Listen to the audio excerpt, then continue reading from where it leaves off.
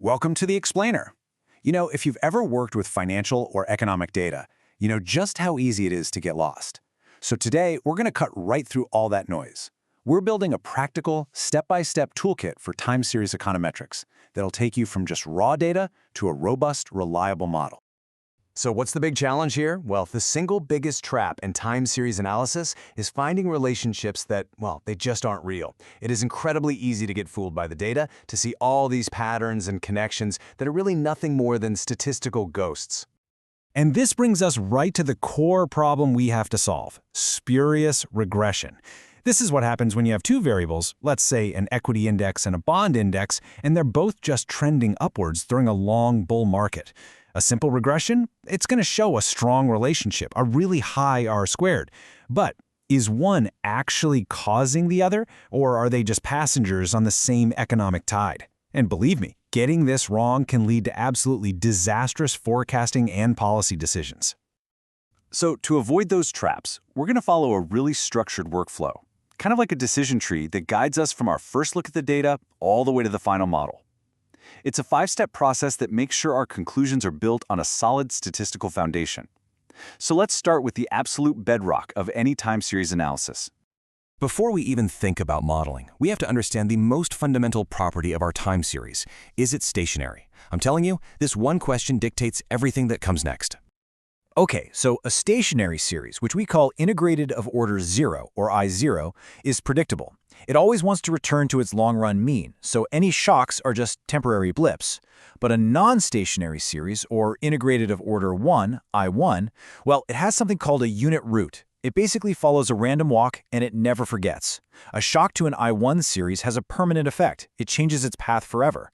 And you know what? Most financial price series, like stock indices, are classic examples of this.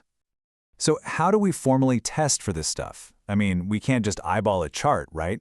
This is the diagnostic phase. It's kind of like checking the data's pulse. We need some rigorous statistical tests to be absolutely certain about the integration order of our variables. Now check out the logic of these tests, because this is really interesting. Our main tools here, the Augmented Dickey-Fuller, or ADF, and the Phillips-Perrin, or PP, tests, they both start from the same exact premise. Their null hypothesis, their starting assumption, is that the series has a unit root, that it's non-stationary. So our job is to find strong evidence to reject that null hypothesis and prove the series is actually stationary. The ADF test is really the workhorse. It smartly adds lagged values of the series differences into the regression. What this does is it soaks up any of that pesky autocorrelation in the error terms, which makes sure our test statistic isn't biased. The PP test, on the other hand, takes a different route. Instead of adding more variables, it uses a non-parametric method to correct the test statistic itself, which makes it really robust to messy error terms, like heteroscedasticity, when the error variance isn't constant. And this is where the KPSS test becomes our crucial sanity check. You can see it on the screen. It completely flips the script. Its null hypothesis is that the series is stationary. So think about it. If our ADF test fails to reject a unit root and the KPSS test strongly rejects stationarity, well, we can be super confident that our series is I1. This kind of two-sided confirmation is a vital part of any rigorous analysis.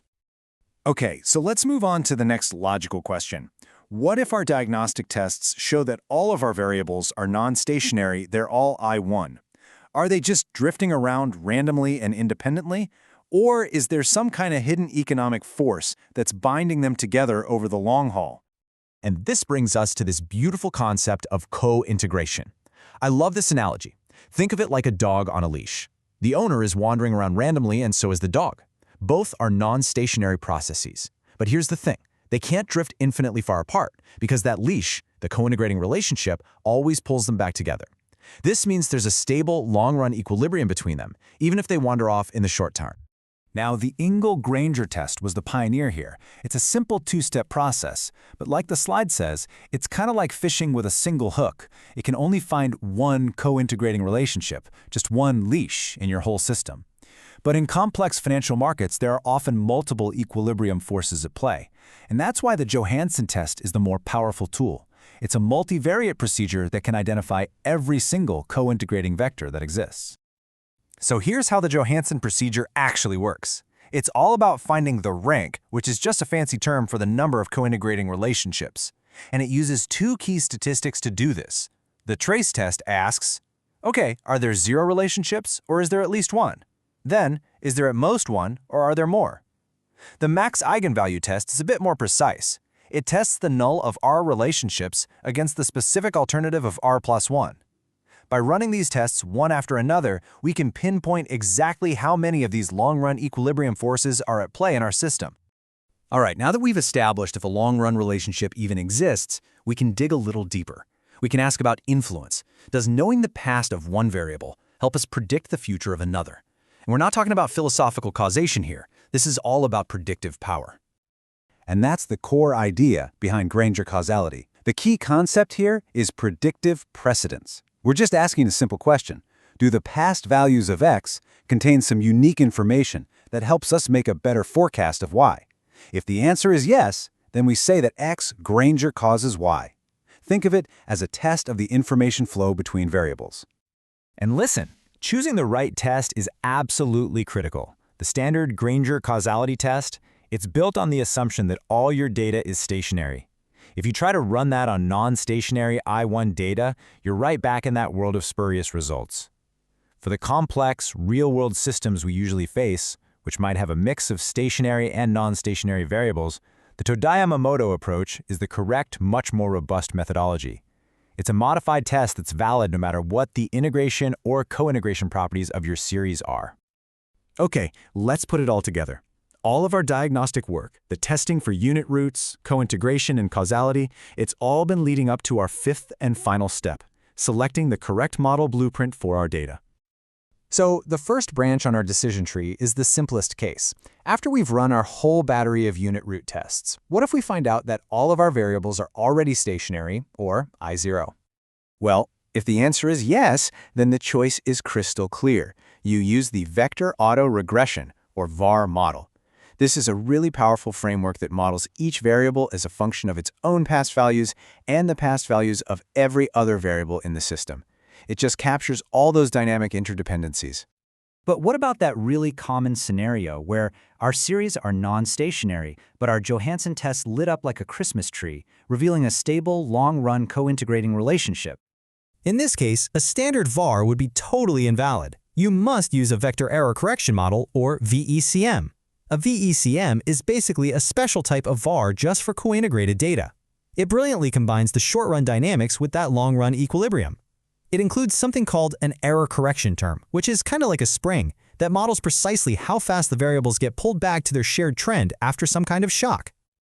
And finally, what about that very common and sometimes pretty messy scenario where your system has a mix of stationary and non-stationary variables? Well, this scenario calls for the autoregressive distributed lag model, or ARDL. The huge advantage of the ARDL framework is just how flexible it is. It models a dependent variable based on its own past values and the current and past values of other variables. And you can apply it regardless of whether they are I0 or I1. This makes it absolutely perfect for these messy, real-world systems. So there you have it. It's a clear, repeatable workflow. You start by understanding the danger of spurious regressions. Then you diagnose each variable's properties with unit root tests. You search for those hidden long-run connections using coin integration tests. Then you investigate predictive influence with causality tests. And finally, all of that detective work points you to the single correct model for your data, whether that's a VAR, a VECM, or an ARDL. By following this structured process, you really arm yourself against all those statistical illusions. You can move beyond simple, misleading correlations and actually start uncovering the complex, dynamic, and often hidden equilibrium relationships that truly drive our financial and economic world.